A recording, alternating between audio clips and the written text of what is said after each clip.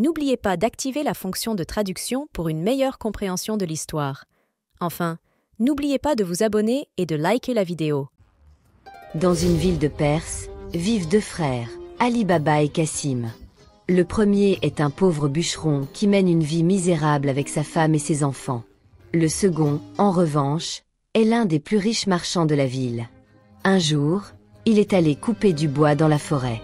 Soudain, il a entendu un grand bruit de galop. Un groupe de cavaliers arrive.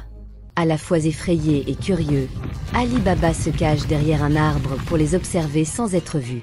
Les hommes descendent de leurs chevaux avec leurs sacs, puis l'un d'entre eux se présente devant un bloc de rocher et il dit « Sésame, ouvre-toi !» Quelque chose de magique s'est passé. La pierre roule pour dévoiler l'entrée d'une grotte. Ali Baba n'en croit pas ses yeux. Stupéfait, il regarde les brigands entrer dans la caverne. Ali Baba ne bouge plus et attend que les voleurs sortent de la grotte. Quand ils sortent de la caverne enfin, les mains vides, le chef du groupe ordonne « Sésame, ferme-toi !» La roche roule et la grotte se referme. Les bandits reprennent la route. Ali Baba sort vite de sa cachette. Lui aussi, il veut entrer dans la caverne. Il prononce la formule magique. Et il entre dans la caverne.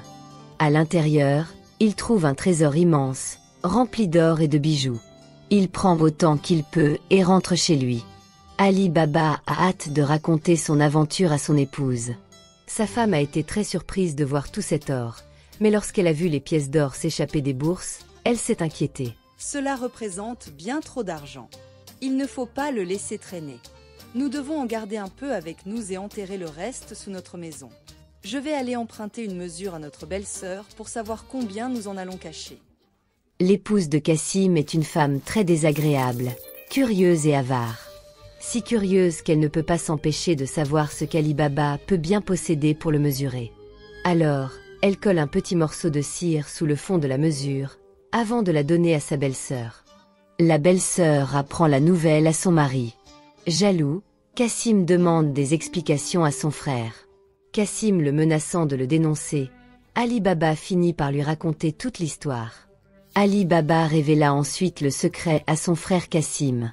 Cassim, impatient de s'emparer du trésor, arrive avec 4 mulets devant le rocher indiqué par son frère. Il prononce la formule, la porte s'ouvre, il entre, et aussitôt elle se referme. Au moment de ressortir, chargé de richesses, il ne se souvient plus de ce qu'il faut dire et se retrouve enfermé. Un peu plus tard, les voleurs arrivent. Ils trouvent Cassim dans la caverne et le tuent. Ali Baba est inquiet de ne pas voir son frère rentrer. Il entre dans la caverne et découvre avec grande tristesse le corps de Cassim. Il récupère le cadavre et l'enterre. À leur retour, les bandits constatent que l'homme mort a disparu. « Quelqu'un d'autre connaît le secret », s'écrie-t-il. Désireux de se venger, les voleurs finissent par repérer la maison d'Ali Baba. Selon vous, quel sera leur plan? Le chef se fait passer pour un marchand d'huile et demande à Ali Baba de bien vouloir l'héberger.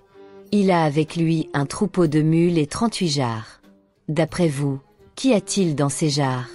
Une d'elles est remplie d'huile, les autres cachent les bandits. Les voleurs projettent de tuer Ali Baba pendant son sommeil. Morgiane, qui était l'esclave de Cassim, découvre le plan des bandits. Pour sauver Ali Baba, elle verse de l'huile bouillante dans chacune des jarres et tue à un les voleurs.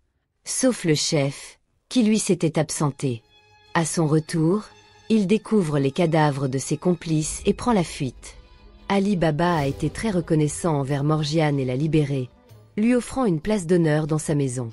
Ali Baba a gardé le secret de la grotte et a vécu richement avec sa famille pour le reste de sa vie.